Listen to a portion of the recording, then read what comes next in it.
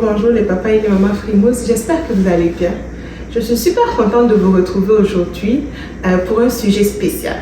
On va parler aujourd'hui des grossesses gémellaires et puis en tant que deux mamans de jumeaux, on va vous partager un peu notre expérience, on va vous partager un peu notre vécu. Et puis voilà, j'espère que ça va être un sujet beaucoup intéressant et beaucoup édifiant pour plusieurs d'entre vous.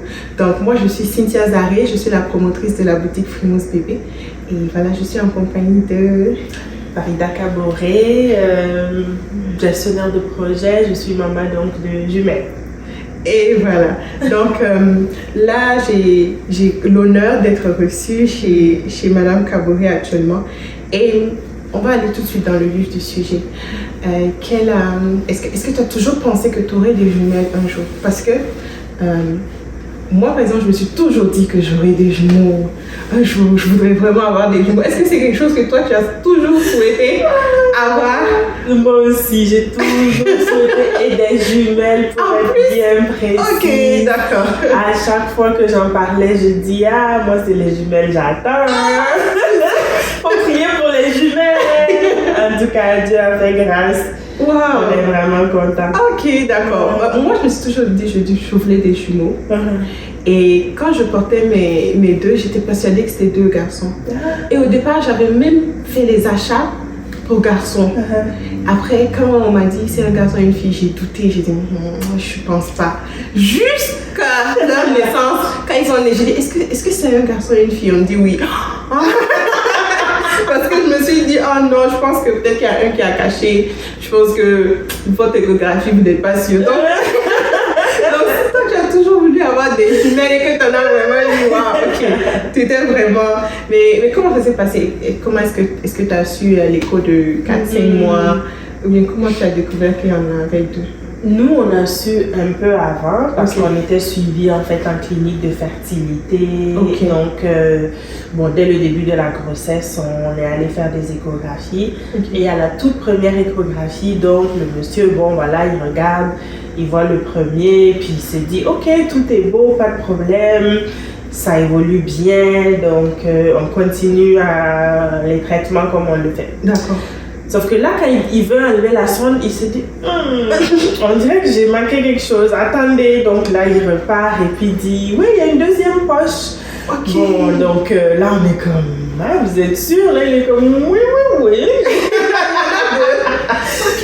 Il y en a deux, puis ça semble aller, il n'y a pas de souci. Fait que, tu sais, on devait revenir pour un autre contrôle. Parce que comme j'ai dit, comme on était suivi en clinique de fertilité, on a connu quand même un certain parcours là, des traitements, puis tout ça. Donc lui, il nous dit, il semble avoir quand même une différence de taille, donc peut-être que ça va pas s'accrocher les deux, mais on va suivre, puis on va voir. Fait que là, on est sorti de cette première échographie en se disant, ok, on est content, on espère que ça va s'accrocher, on attache la ceinture. Voilà. Donc, surpris, mais vraiment content parce que, comme je t'ai dit, ça a toujours été le souhait. Ok, du coup, mais toi, tes jumelles, elles se ressemblent tellement. J'ai cru que c'était des vraies jumelles. Ah non, c'est vraiment deux poches, donc elles sont fraternelles. Ok, d'accord. Ok. Oui, effectivement, parce que quand c'est des jumeaux, deux garçons, deux filles, ça peut être des vrais jumeaux comme ça peut être des faux jumeaux. Dans ce cas-ci, ce sont on dit de faux jumelles. Mais moi, dans mon cas, c'est un garçon et une fille. Et dans ce cas-là, c'est toujours des faux jumeaux. Ce sont des... La question ne se pose pas quand c'est un garçon et une fille. Oui, c'est vrai. Et justement, pour moi, la question s'était posée parce qu'après la clinique de fertilité, on a été référé à Sainte-Justine, qui est comme un centre hospitalier ici, vraiment spécialisé. Puis l'objectif, c'était vraiment de décider si c'était une grossesse gémellaire, c'est-à-dire elles sont dans une seule poche ou dans deux poches distinctes. Oui. Parce que le risque à gérer, il est vraiment différent. Ouais. C'est ça. Donc, l'échographie de la 13e semaine, là, tu sais, où les gens font clarté vitale, oui, tout est beau. Oui. Je pense qu'on est resté là un bon 2-3 heures. Parce qu'ils n'arrivaient pas à dire avec fermeté. Elles sont dans deux poches séparées. Et là, il y a le médecin qui me suivait, il a dit, ok, bon, dernier essai, on va regarder les sexes. Est-ce que vous voulez savoir? Parce que sinon... Après une semaine? C'est ça. Waouh! Et que là, il a regardé, il a dit, ok, bon, c'est 2 filles, puis ça m'aide pas. Oui, parce que ça c'était un garçon et une fille, ils seraient persuadés tout de suite qu'ils sont dans 2 poches différentes. Ok, oh wow. Mais bon, au final, il a tranché, il a dit, ok, ben je pense qu'elles sont vraiment dans 2 poches différentes et qu'il n'y a vraiment pas de souci. Que d'émotions. À l'issue de cet écho, qu'est-ce que vous vous dites, ton mari et toi? À l'issue de cet écho, on se dit, ça y est, on est dedans. Ça se concrétise. Et après avoir passé 3-4 ans à l'hôpital, tu te dis, ouais, ça va être comme ça pour un bon Ça va être comme ça, oui. En plus, une grossesse gémellaire, le suivi rapproché et tout ça. C'est ça. Il va falloir élire domicile à l'hôpital. Voilà. Donc on s'est dit, faut s'accrocher. Ouais. Ça va être un peu rock'n'roll les prochaines semaines, oui. Mais tant que tout évolue bien. Okay. Moi particulièrement, ma grossesse, ça a super bien été. Okay. Là, j'ai pas eu des symptômes difficiles à gérer. Okay. Donc partir à l'hôpital, rester 2-3 heures. Ok, d'accord. Donc, tu as eu les symptômes habituels, nausées. Voilà. Remontée gastrique. Voilà. Mais rien de mal. Je n'ai pas passé toutes les matinées dans la toilette, par exemple. Ok. Moi, c'est vraiment plus les remontées acides là, qui m'ont vraiment dérangée. Mais sinon, le reste... Okay. Et à partir de 6 mois, quand même, le poids de la grossesse, on sent, à partir de ce stade-là, on sent une véritable différence entre une grossesse avec un seul bébé et 2 bébés parce que les bébés grandissent plus vite, du coup le ventre pèse plus rapidement, ça tire plus sur le dos. Est-ce qu'à partir de ce stade-là, tu sens vraiment le challenge que ça va être d'arriver au bout? C'est ça. Parce que quand on en porte 2, mais on sait qu'il y a des risques de prématurité. La peur, c'est de ne pas atteindre les 32 semaines. Parce que pour des jumeaux, avant les 32 semaines, c'est vraiment l'extrême prématurité. En général, ce que les docteurs nous disent ici, j'imagine pareil, que notre objectif, c'est d'avoir 32. Après les 32, c'est du bonus. Voilà. C'est ça. Donc, comment est-ce que ce stade-là, à partir du 6e jusqu'à 32, comment est-ce que tu ressens ça? Comment tu vis? Il faut dire que moi, à partir du 6e mois, j'avais déjà averti ma supérieure au travail. J'avais dit, écoute, moi, c'est une grossesse à risque. À partir de cet instant-là, à partir de 26-28 semaines, c'est chaud, il faut que je m'apprête, il faut que tout soit prêt, il faut que toi aussi tu sois prête, parce que moi je pourrais partir à n'importe quel moment. Fait qu'une fois que j'avais fait ça, j'avais commencé vraiment à déléguer plus de choses au travail, puis à la maison je commençais vraiment à m'apprêter plus aussi. Et surtout, l'année de ta grossesse, c'est quelle année? C'était en 2022, parce que j'en ai en 2023. D'accord, ok, donc bien post-Covid. Voilà, c'est ça. Et donc déjà en télétravail? C'est ça, j'étais en télétravail quand même, donc ça m'a beaucoup aidé. Parce que j'imagine même pas si je dois aller au bureau tous les jours. Je me souviens justement, ma superviseure, je pense qu'au début de l'hiver, parce que moi je suis partie en congé maternité en février, finalement j'ai pu continuer jusqu'à un peu plus. Mais en janvier, je pense qu'il y avait une réunion au bureau, puis je lui avais dit que je venais, puis elle était comme, tu es certaine que c'est dangereux, dans la neige? J'étais comme, ben non, là, ben, mon conjoint il s'en va sur la rive nord, il travaille sur la rive nord, il va m'amener, il va me déposer en chemin, puis il va repasser me chercher. Elle était comme, ok, d'accord, mais sinon je t'aurais dit de laisser tomber, tu restes à la maison. Donc vraiment là, ça a aussi aidé d'avoir quelqu'un de compréhensif comme ça dans ma carrière. Et puis sinon, comme je t'ai dit, là, à partir de 6 mois, tu sais, je sentais un peu plus la fatigue. Je voyais pas la taille parce que je sais pas si c'est inconsciemment ou quoi, mais je voyais vraiment pas la taille. Maintenant, si je vois des photos, je me dis, oh mon Dieu. Et pour préciser, toi, c'est ta première grossesse? C'est ça, c'est ça. Donc, tu sais, j'ai pas non plus de comparaison. T'as pas de référence. Voilà.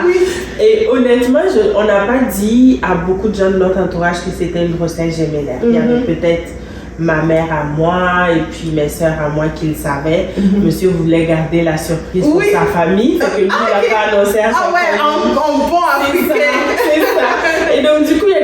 on voyait, bon, bien évidemment, ils voyaient que j'étais enceinte, puis on jasait, oh, comment ça va la grossesse, tout ça. Puis il y en a qui se permettaient de faire des commentaires. Ah, mais c'était quand même assez grand. Oui, puis il y en a aussi qui vont dire, ah, mais ah ouais, t'es déjà rendu à 7 mois, mais ton ventre, ça n'a pas l'air. Et là, ben là, c'est des jumelles, il me semble. C'est plus gros que d'habitude. Oui. Mais ça m'a vraiment montré que la perception est vraiment subjective. Parce que quelqu'un va trouver, ah, ben ton ventre est vraiment gros, puis l'autre va dire, ah, ben, il est vraiment petit ton ventre. Oui. Donc, vraiment, faut vivre sa grossesse pleinement, là. Faut pas se soucier du commentaire comme ça déjà. Oui. Et aussi pour les mamans qui sont enceintes, qui attendraient, il y a quand même un challenge quand tu as déjà un premier enfant. Moi, au moment où j'étais enceinte de mes jumeaux, ma première, elle avait même pas encore 1 an.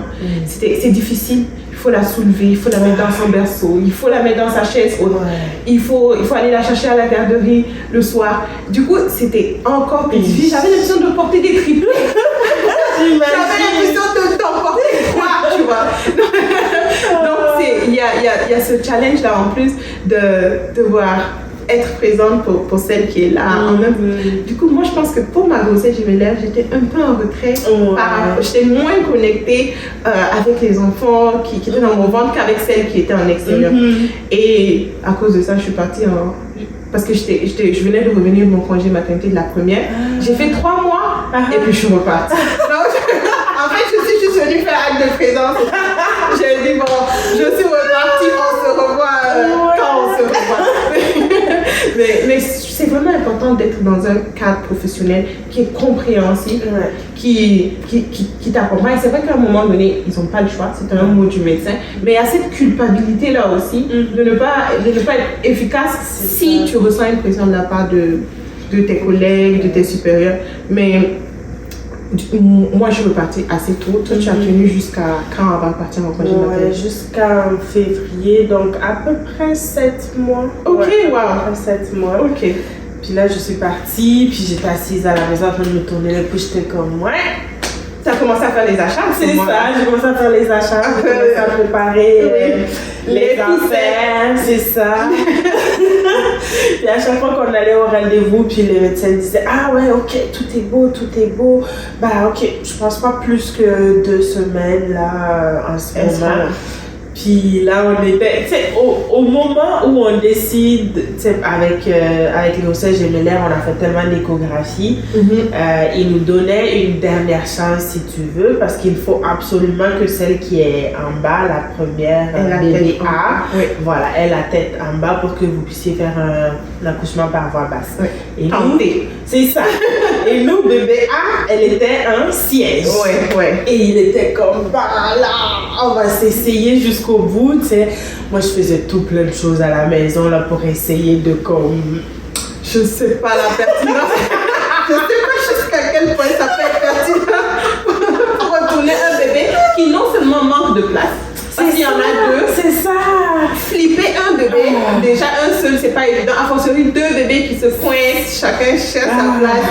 C'est pas évident. C'est ça. Donc à un moment donné, j'avais eu plein de contractions la veille d'un rendez-vous. Je me suis dit, là, cette fois-ci, elle a tourné à la tête en bas.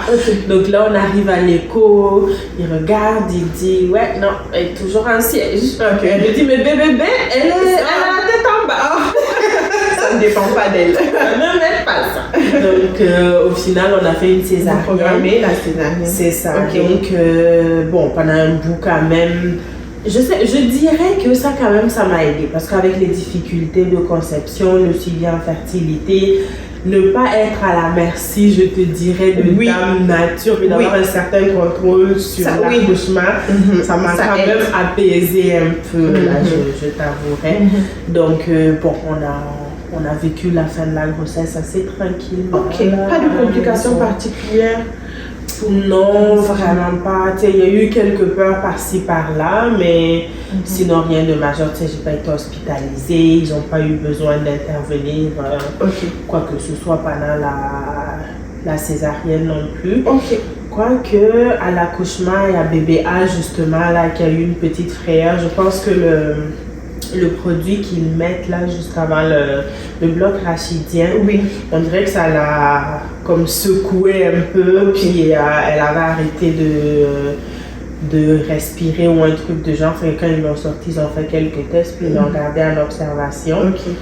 Mais c'était la plus grande, fait que... Ok. Donc, du coup, tes bébés sont à combien de semaines?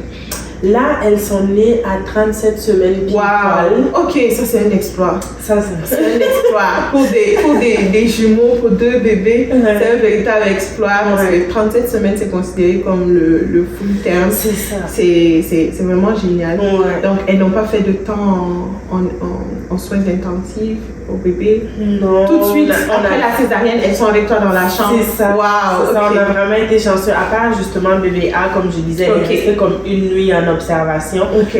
Donc on était vraiment chanceux là, le oui, matin. Ça c'est une vraie grâce. Dans la chambre, on est rentré à la maison. C'était tellement vite. On a accouché un lundi et mercredi on était à la maison. Wow! Pour 2 bébés? Ok, bon. Tu es vraiment... Non, tu es vraiment bénie. Au moment où tes enfants ont décidé de venir, elles ont décidé de venir sans problème. C'est ça. Elles ont dit cette fois-ci, oui. tout est réglé. Oui. En tout cas, on va grâce à vraiment bien été. Oh wow, c'est super. Ouais. Et à ce moment-là où elles naissent, est-ce que c'est juste toi et ton mari ou est-ce que tu appelles en renfort au pays, venez m'aider? Quel a été ton planning pour ça? Je rigole parce que j'ai ma soeur qui habite aux États-Unis. Puis elle a eu des enfants avant moi.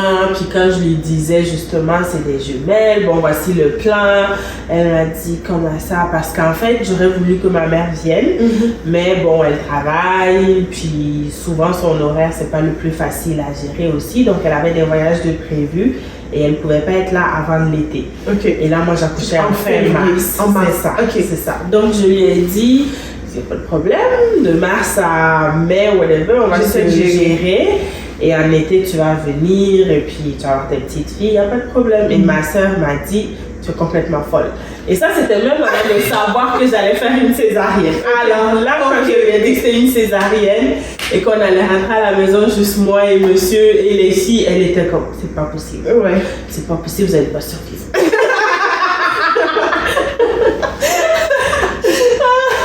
Et c'est vrai que ça n'a pas été facile. Ça n'a vraiment pas été facile.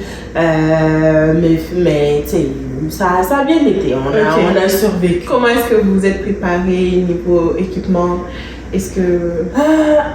disons que c'est sûr que moi je voulais faire l'allaitement maternel exclusif, mais avec des jumeaux, on sait que c'est pas le plus facile. Donc vite fait, on a ajouté le supplément là, de lait artificiel. Donc ça nous a beaucoup aidé. Tiens, monsieur, il peut participer.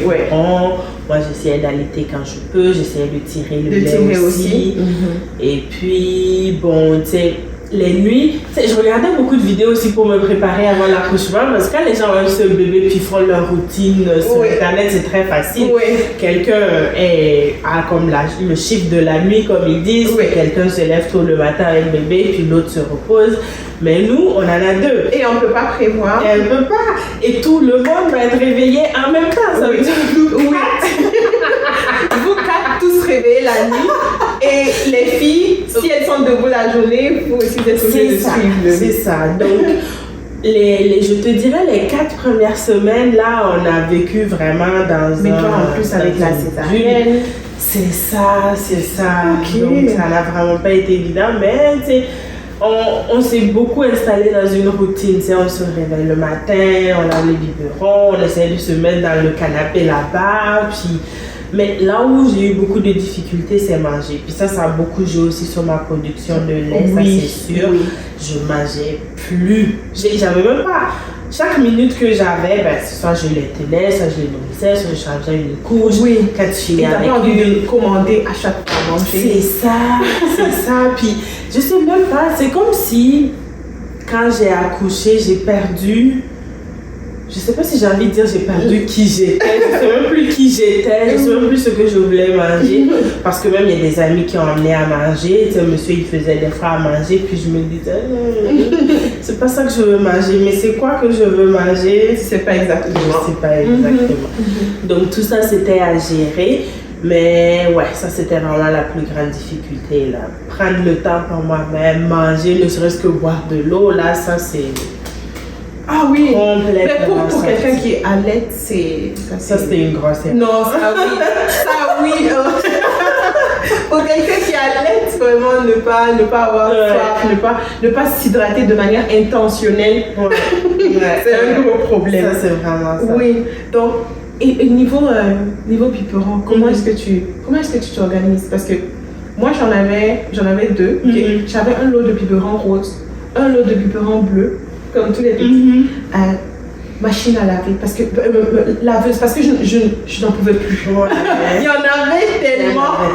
en avait tellement. Tu te retrouves avec un bac rempli de biberons. Moi, je tirais, je congelais. Et à un moment donné, j'avais tout un congélateur plein de lait. Ça m'a aidé. Ouais. Mais c'est incroyable. Pendant les bébés boivent toutes les 3 heures. Toutes les 3 heures, ils sont à 100, 180 chacun. C'est un truc de fou. Comment est-ce que tu t'organises avec les biberons? Est-ce que tu en as pris une grosse quantité? Ou, parce que c'est un piège aussi d'en avoir une grosse quantité. Mais si tu te retrouves avec tellement à laver. Oui, c'est ça. Et il y a tellement de petits morceaux. Les tétines, les ça. Tu sais, les Dr. Browns là avec les trucs verts. Avec les anticoagulants. Ça c'était au début, puis après je me suis dit, on va juste rester avec les Philips. Oui. Oui. Mais moi je dis toujours à mes parents, allez-y avec des biberons naturels comme les Philips avec les Tommy Tipeee qui n'ont pas d'abord la valve anti-air. La valve anti-air vient quand on a un bébé qui a des coliques et des coliques avérées, vraiment un problème à résoudre. Sinon, les petites parties, les valves qu'il faut laver à l'intérieur, et très vite, on lave, ça est dans l'eau et puis on jette, il y a une partie qu'on ne trouve plus. Donc, c'est pas évident à gérer, c'est une période qu'il faut vraiment passer à travers. Mais il faut un plan d'action, c'est-à-dire il ne faut pas juste se laisser aller au gré des événements. L'idéal vraiment, c'est d'avoir une routine. On sait que bébé boit par exemple toutes les 3 heures son lait. Donc, dans une journée de 24 heures, il faut 8 biberons propres. Donc, il faut avoir ces 8 biberons. Si on en a 4, ça veut dire qu'il faut laver 2 fois dans la journée. Si on en a 8, ça veut dire qu'il faut laver une fois. Donc, et en général, les stérilisateurs peuvent prendre jusqu'à 6 biberons. Moi, j'avais personnellement 2 stérilisateurs. J'avais 2 stérilisateurs. Donc, il faut vraiment être organisé et puis avoir une idée claire de comment on va fonctionner. Sinon, si on se laisse aller, on se laisse prendre de cours. Moi, c'est vrai que je tirais le lait que je mettais dans le biberon, mais je les mettais au sein aussi quand je pouvais. Et ben, c'était mon garçon qui était toujours le premier. Donc, il y a des fois aussi où je me laissais avoir, parce que je me dis, même si j'ai pas de biberon propre, le premier qui se plaint va aller au sein. Sauf que ça peut arriver que un réveille l'autre, qu'on est toujours à ce moment-là, ça devient stérilisé au micro-ondes, sap. Donc, il faut vraiment avoir un planning. Ça ne va pas forcément aller avec... Le planning ne va pas forcément être parfait, mais il ne faut pas y aller en improvisant. Il faut avoir un planning, il faut savoir combien de biberons j'ai besoin, combien je peux gérer, combien je suis capable de laver ou de faire laver et stériliser. C'est ça. Toi, par exemple, comment est-ce que tu as fait? Est-ce que tu as multiplié les biberons ou tu as préféré juste un petit temps pour que tu sais que tu vas laver? Moi, j'ai multiplié les biberons le gros maximum. Je pense que j'en avais une bonne dizaine à peu près. Puis, tu sais, le matin, on faisait un premier tour, on lave, on stérilise. Et là, le soir, quand elles sont couchées, on fait un autre tour. Mais ce que tu disais, c'est vraiment ça, là, la routine, surtout, en tout cas, ceux qui ont eu un seul enfant. Je ne saurais pas dire, mais je sais qu'avec des jumeaux, c'est la routine qui m'a préservée, là, parce que sinon, j'allais... Ça va dans tous les sens, très rapidement. Très rapidement, on roule libre. C'est ça. Si tu sais pas à quelle heure elles vont se réveiller, c'est à quelle heure le premier boire, puis c'est à quelle heure le ci et ça, ta journée, là, elle passe comme ça, puis tu es comme... Je sais pas du tout qu'est-ce qu'on a fait. De deux, moi j'ai pas mangé. Oui. De deux, rien d'autre n'est fait dans la maison. Et vous êtes juste, vous êtes en mode survie. Oui, là. Donc, oui. une fois que tu as plus de contrôle avec une certaine routine, tu peux même prévoir aller voir des amis, recevoir de la visite, faire d'autres activités, même avec bébé. Hein, Oui. Tu sais, sortir faire des activités, tu sais, ok, cette heure-là, ils vont dormir. Ils vont dormir. Cette heure-là, ils vont pas dormir, ça va être plus facile. Donc, vraiment, la routine. Mais par exemple, pour le dodo, est-ce que tu les as mis chacune dans un berceau? Comment est-ce que tu as organisé ça? Ouais, dès que nous, on est revenus en fait de la maternité, donc dans la chambre, on avait déjà chacune son berceau. J'avais lu que c'est possible d'avoir un seul berceau, notamment dans la chambre parentale, puis les deux sont dans le même berceau, puis il n'y a pas de problème. Mais comme je suis une anxieuse de la vie, Quelqu'un met sa main sur le nez de l'autre. c'était exactement ça ma pensée. C'est ça en fait. Je dis, Tu non, les couches côte à côte, mais tu n'es pas très. voilà, je dis, ben, si je veux rester éveillée toutes les nuits, il n'y a pas de problème. Mais on achète un seul berceau. Mais pour ma tranquillité d'esprit, on avait deux berceaux, puis ça a toujours été le cas. Chacune est dans son berceau, même jusqu'à présent. Puis donc, c'est ça, on fait la routine du soir. Est-ce que tu es allé pour des cododo ou tes berceaux? Vraiment des berceaux Okay.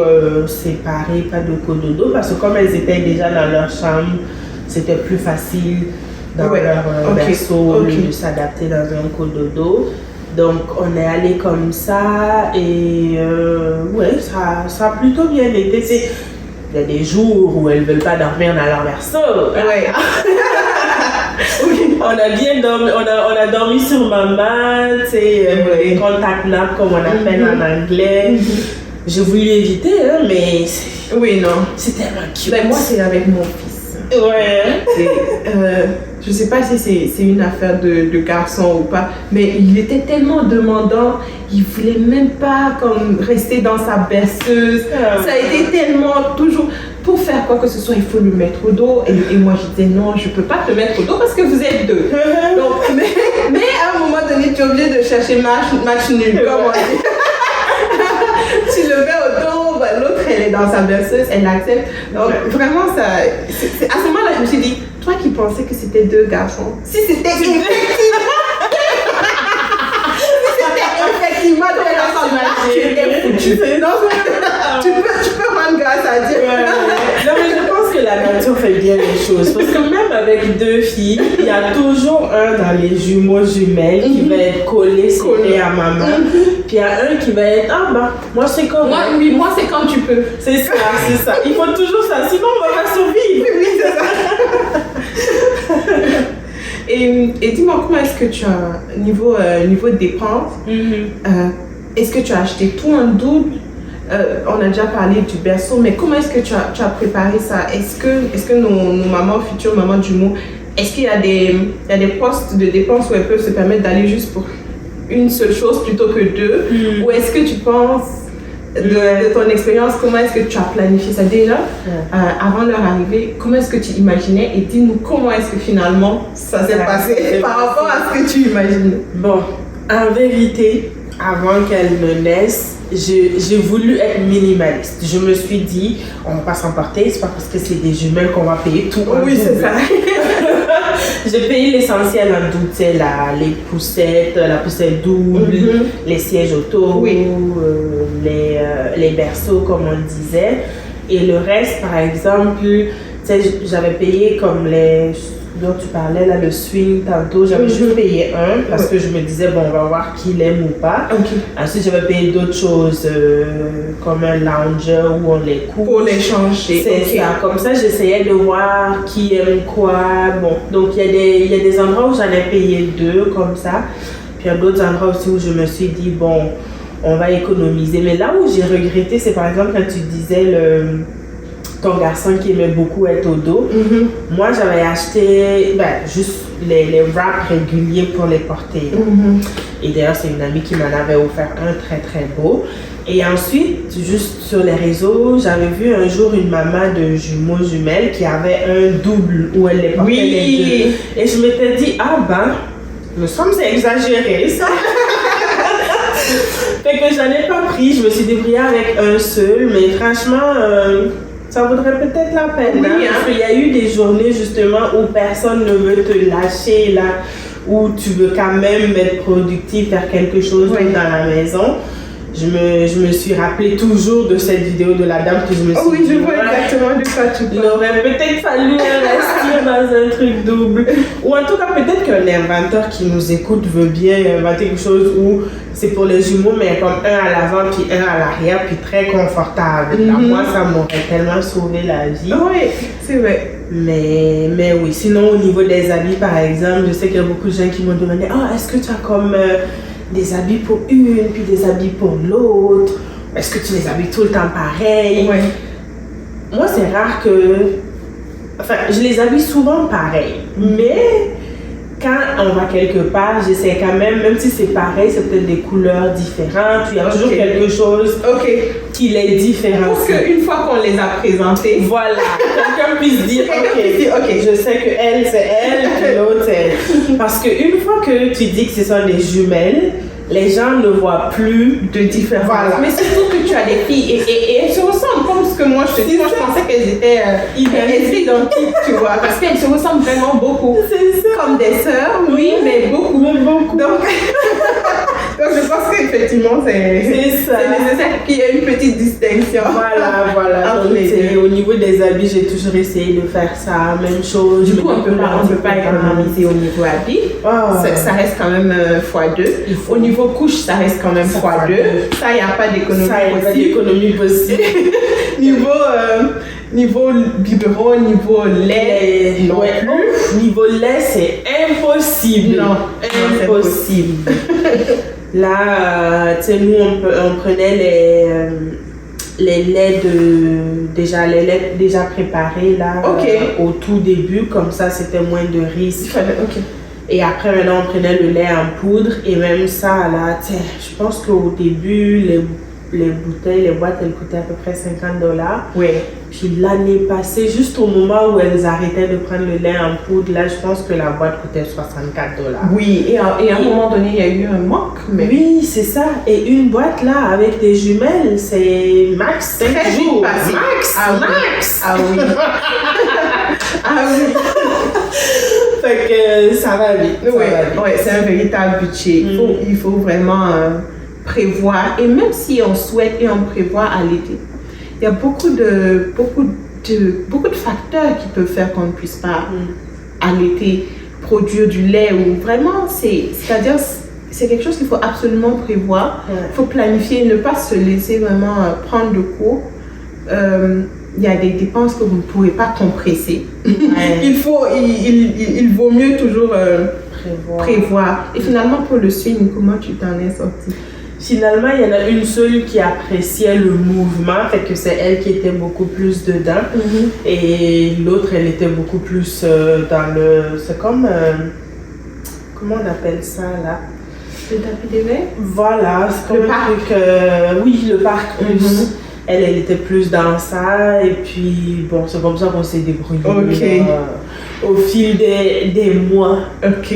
Mais à ce stade-là, elles sont nées en 2023. Oui, on est en mars là. Oui, donc elles vont avoir 2 ans. Waouh, elles vont avoir 2 ans. C'est des grandes go, elles ont tout le temps.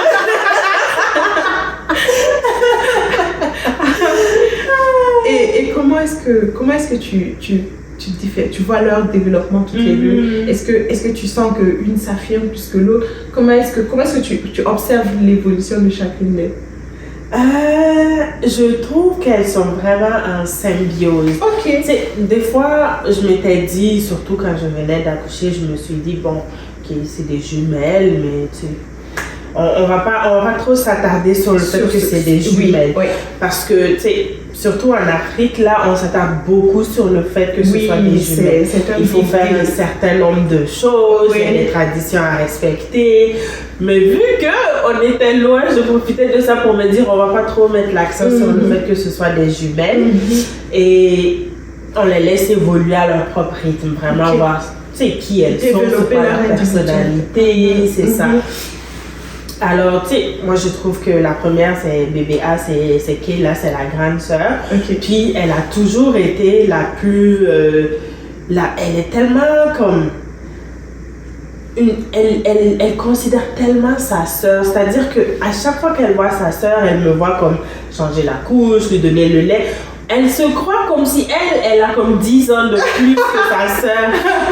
J'ai même une vidéo que j'avais envoyée à ma mère. J'ai fini de leur donner à manger, puis qu'elle décide de descendre, elle a fini de manger, fait que je la fais descendre de sa chaise. Mais sa soeur n'avait pas fini, fait que je la laisse continuer. Et elle vient, elle fait comme si elle prend la cuillère, elle fait comme si elle va donner à manger à sa soeur. Je dis, ah bon? Toi, tu es déjà capable de... C'est ton travail. Et même à la garderie, apparemment, elle est vraiment comme ça. Elle aime beaucoup aider, puis elle est toujours là quand les autres pleurent. Est-ce qu'à la garderie, elles sont dans le même goût? Ouais, pour l'instant, elles sont dans le même Moi, groupe. par exemple, j'ai été très intentionnelle sur ça. J'ai tenu à ce qu'ils soient dans des groupes différents. Ah oui? Mais on m'explique que à chaque fois qu'ils vont jouer dehors, le garçon, son premier réflexe, c'est de chercher sa soeur. C'est-à-dire, et il y a une des éducatrices qui me dit qu'à chaque fois qu'il voit sa soeur, son visage s'illumine. Donc, tu vois, c'est son repère. c'est son repère, sa soeur. Ouais, Et là, ça m'a confortée. Je dis, mais j'ai eu raison de les mettre dans des groupes différents. Parce qu'il faut qu'il ait l'occasion, tu vois, de se faire ses propres amis, de passer du temps. Déjà, tu es tout le temps avec ta soeur à la maison. Quand tu arrives à l'école, c'est au moment où tu es avec elle que tu es le plus content. Voilà. Tu vois, donc... C'est ça aussi, vraiment. Oui. J'y ai pensé. Eux, leur garderie, vraiment, il n'y a pas de... Il n'y a pas plusieurs voilà, classes de cet âge, donc pour l'instant, il n'y a pas encore l'option. Mais effectivement, j'y ai pensé pour l'école. Est-ce qu'on va les garder dans la même classe? Est-ce qu'on va demander à les séparer? Comme j'ai dit, Naila, là, elle est plus timide, plus réservée. Puis d'ailleurs, elle n'a pas aimé la garderie au début. Elle pleurait tous les jours. C'est ça. Alors que Kayla, dès qu'elle est arrivée, elle était comme, ah ben, de nouveaux amis, on y va.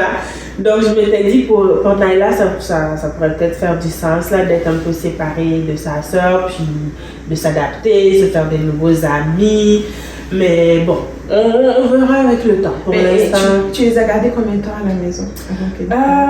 Elles ont commencé la garderie donc en février l'année passée. Ok. À peu près, Ouais. Oui, c'est ça, 11 mois.